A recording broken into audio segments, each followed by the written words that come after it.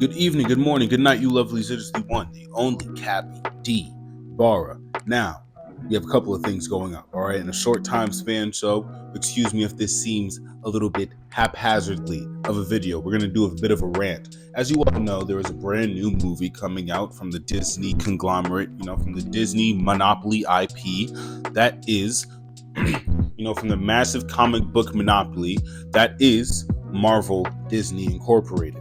Spider-Man, brand new day, coming off of the heels of No Way Home. This is supposed to be our final installment-ish before Secret Wars.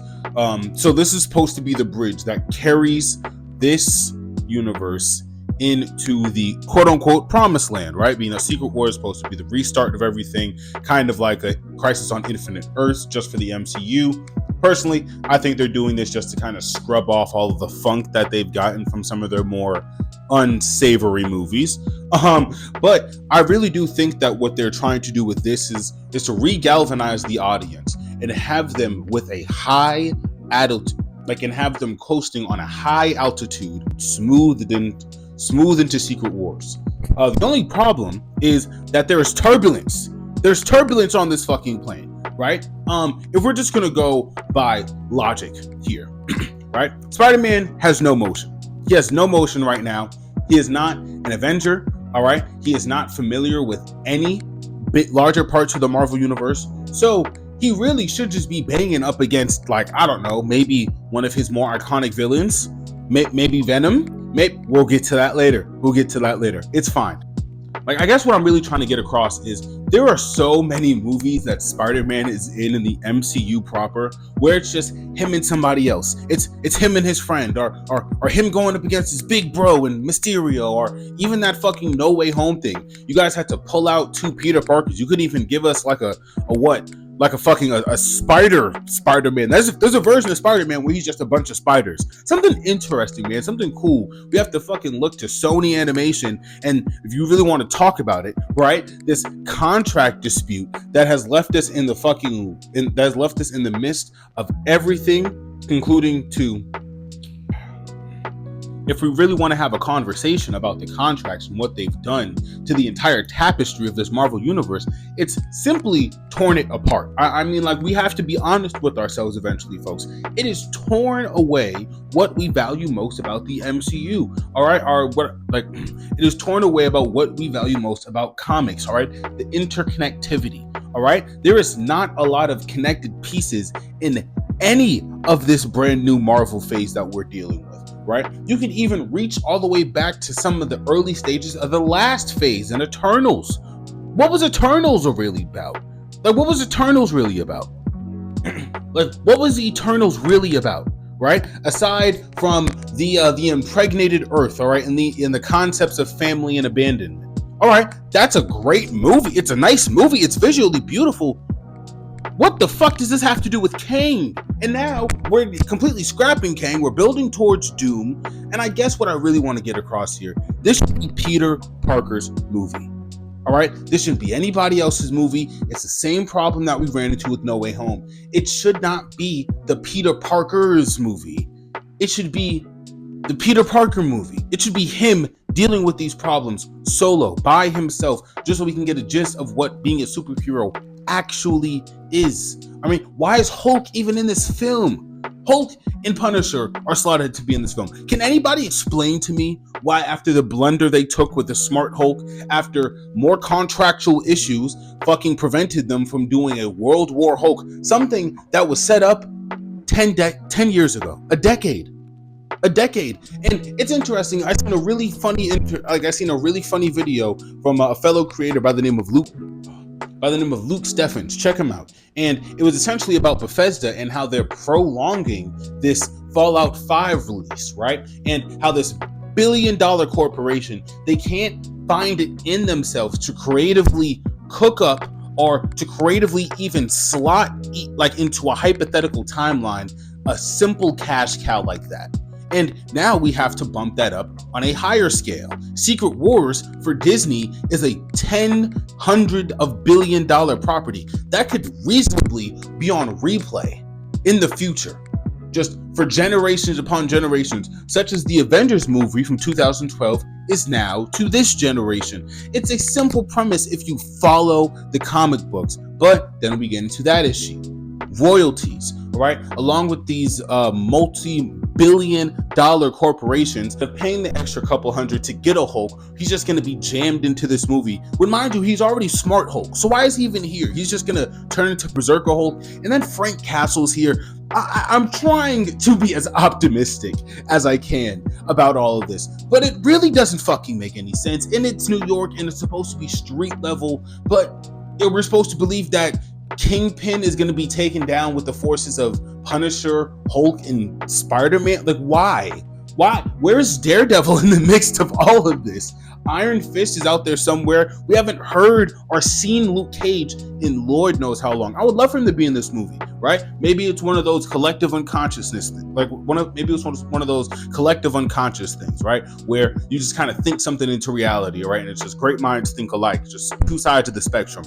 But there are so many pieces to the street level Marvel universe that has already been established with Disney for you guys to not kind of go further with it. Like, Hulk doesn't need to be here. Hulk needs to be raising his fucking son. Hulk has a son.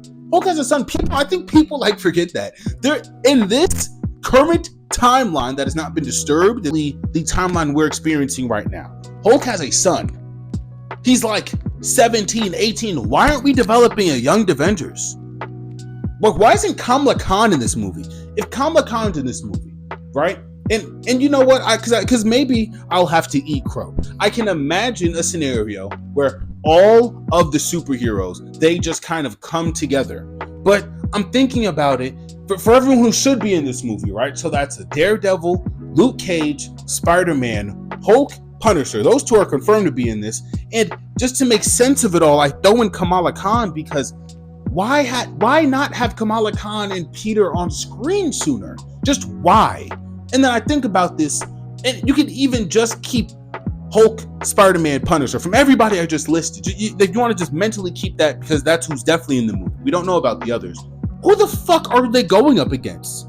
Nigga, like Superman? Like, who is worth this threat of Punisher, a savage Berserker Hulk? Because again, that's something that needs to be explained. And Peter Parker, I don't know. It would be so much simpler to just give us Venom, but they don't want to cough up an extra couple of fucking hundred for Venom. They don't want to give up fucking half of the budget for the Marvels for Venom, even though a Venom and Spider-Man movie produced and acted properly, something that Tom Holland can obviously fucking do.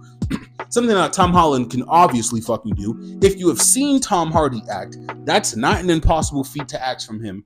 And it's shocking to me. It's shocking to me on so many levels. Just the kind of steps that they'll take to trip over their own feet. I mean, fucking hell. I mean, they're sitting here making all these choices with Doctor Doom and with Doctor Doom and Reed's relationship. That is something that is such a pillar of the fucking Marvel continuity. Why step on that? And then again, you have to think about it. If royalties are paid out on these multi-billion-dollar movies, something that Disney has been doing with Marvel for at least a decade plus now, then things just start looking funny. The money starts getting a little slimmer when Kirby's estate gets a good billion off of this next Avengers Doomsday movie, right? That realistically could have been Kang's Dynasty. It could have been a Kang Dynasty movie.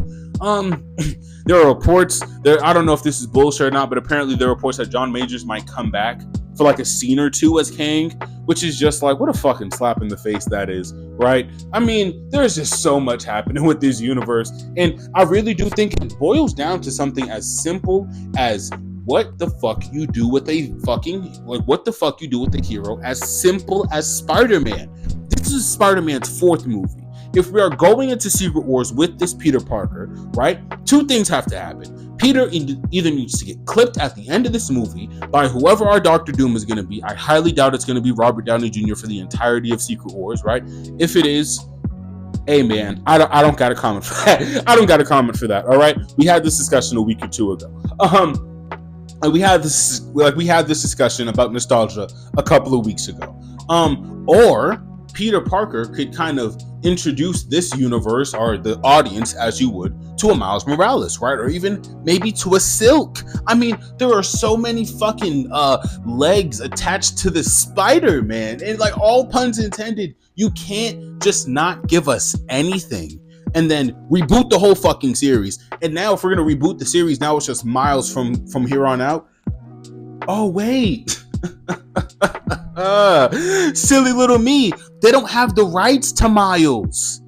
It's such a fucking mess. This universe is a fucking mess. You know, like, I did a project on my TikTok where I rewired and restructured the entire Marvel universe, you know, without any over corporatization, right? Without any fucking militarization of the fucking heroes, right? Like, they're just simple fucking heroes. They save people, they take on villains, and they go home. It's such an easy fucking premise, man. And you know what? They're making Spider-Man a kind of vagabond. You know, he's like living check to check. You know, it's like, it's lore accurate. You know, like, eventually he is going to be running into, if done properly, you know, the Fantastic Four and, you know, some pieces of the new Avengers, not the fucking Thunderbolts. We're not even going to discuss that god awful fucking movie, right?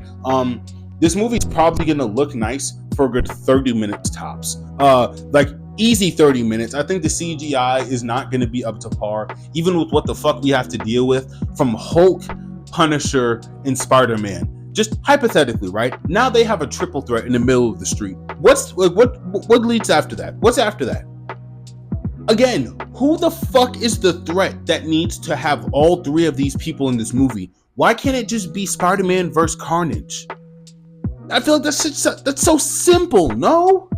A Harry Osborn who's maybe running around as Hobgoblin, who we later learn is like the son of a Norman Osborn who's on a different coast of the country, like something.